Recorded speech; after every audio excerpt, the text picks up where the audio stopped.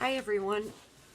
We had some really interesting things happen in our last couple chapters of The One and Only Ivan. The first thing that happened was that Stella died. Stella died because she was older and she had the problems with her feet and she just couldn't hang out anymore. So she died, and Ivan and Bob were very sad. And Ivan made a promise to Stella before she died about Ruby. Do you remember what that promise was? He told Stella that he would take care of Ruby and he would get Ruby out of there someday. So, how do you think he'll ever do that? That's a big promise. All right. All night, Ruby moans and sniffles. I pace my domain. I don't want to fall asleep in case she needs something. Ivan, says Bob gently, get some sleep, please, for your sake and for mine. Because remember, Bob sleeps on top of Ivan's belly. Bob can't sleep unless he's on my stomach. I hear a stirring. Ivan, Ruby calls. I rush to my window. Ruby, are you all right? I miss Aunt Stella, she says, and I miss my mom and my sisters and my aunts and my cousins, too. I know, I say, because it's all I can think of. Ruby sniffles. I can't sleep. Do you know any stories the way Aunt Stella did? Not really, I admit.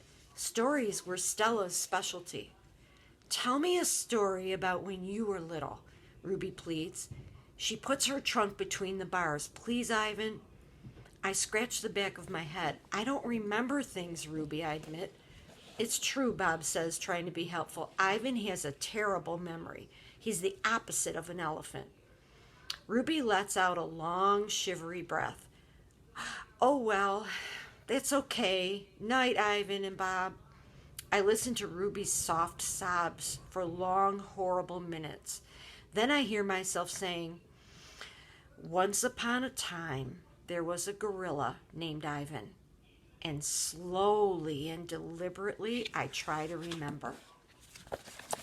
I was born in a place called Central Africa, in a dense rainforest so beautiful, no crayons could ever do it justice.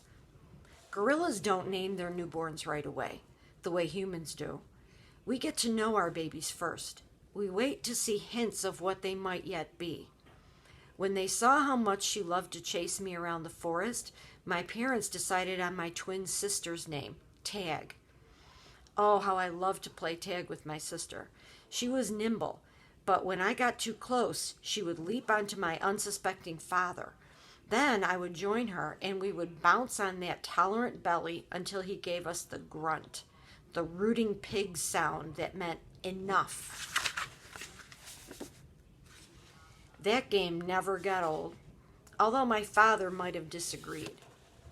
It didn't take long for my parents to find my name. All day long, every day, I made pictures. I drew on rocks and bark and my poor mother's back. I used the sap from leaves. I used the juice from fruit, but mostly I used mud. And that is what they named me, Mud. To a human, mud might not sound like much, but to me, it was everything. My family, which humans call a troop, was just like any other gorilla family. There were 10 of us. My father, the silverback, my mother and 3 other adult females, a juvenile named Blackjack, and 2 other young gorillas. Tag and I were the babies of the group. We squabbled now and then, like families will. Squabbled means argue. But my father knew how to keep us in line with a simple scowl. It's a mean-looking face. And for the most part, we were happy to do just what we were meant to do, to feed and forage and nap and play. My father was a master at leading us to the ripest fruit for our morning feast and the finest branches for our night nests. He was everything a silverback is meant to be, a guide, a teacher, a protector. And nobody could chest beat like my father. Gorilla babies and elephant babies and human babies are not so different. Except a gorilla gets to spend the day riding on his mother's back, like a cowboy on a horse. It's a pretty great system from a baby's point of view. Slowly, carefully, a young gorilla begins to venture farther and farther away from the safety of his mother's arms. He learns the skills he will need as an adult: how to make a nest of branches and weave them tightly, or they will fall apart in the middle of the night, how to beat your chest, cup your palms to amplify the sound, how to go vining from tree to tree, don't let go, and how to be kind, strong, and loyal. Growing up gorilla is just like any other kind of growing up. You make mistakes, you play, you learn, you do it all over again. It was, for a while, a perfect life. One day, a still day when the hot, humid air hummed, the humans came. After they captured my sister and me, they put us in a cramped, dark crate that smelled of fear. Somehow I knew that in order to live, I had to let my old life die. But my sister could not let go of our home. It held her like a vine stretching across the miles, comforting and strangling. We were still in our crate when she looked at me without seeing, and I knew that the vine had finally snapped. It was Mac who pried open the crate, Mac who bought me and Mac who raised me like a human baby. I wore diapers. I drank from a bottle. I slept in human beds. I sat in human chairs. I listened while human words swarmed around me like angry bees. Mac had a wife back then. Helen was quick to laugh, but quick to anger too, especially when I broke something, which was often. Here is what I broke while I lived with Mac and Helen: 1 crib, 46 glasses, 7 lamps, 1 couch, 3 shower curtains, 3 curtain rods, a blender, a TV, a radio, and my own 3 toes. I broke the blender when I squeezed 3 tubes of toothpaste and a bottle of glue into it. I broke my toes attempting to swing from a lamp fixture on the ceiling. I broke 46 glasses. Well, it turns out there were many ways to break a glass. Every weekend, Mac and Helen took me in their convertible to a fast food restaurant where they ordered me French fries and a strawberry shake. Mac loved to see the expression on the cashier's face when he drove up and said, "Can I have some extra ketchup for my kid?" I went to baseball games, the grocery store, movie theater, and even a circus. They didn't have a gorilla. I rode a little motorbike, and I blew out candles on a birthday cake. My life as a human was a glamorous one, although my parents, traditional sorts of gorillas, would not have approved. And here's a picture of Ivan as a little baby.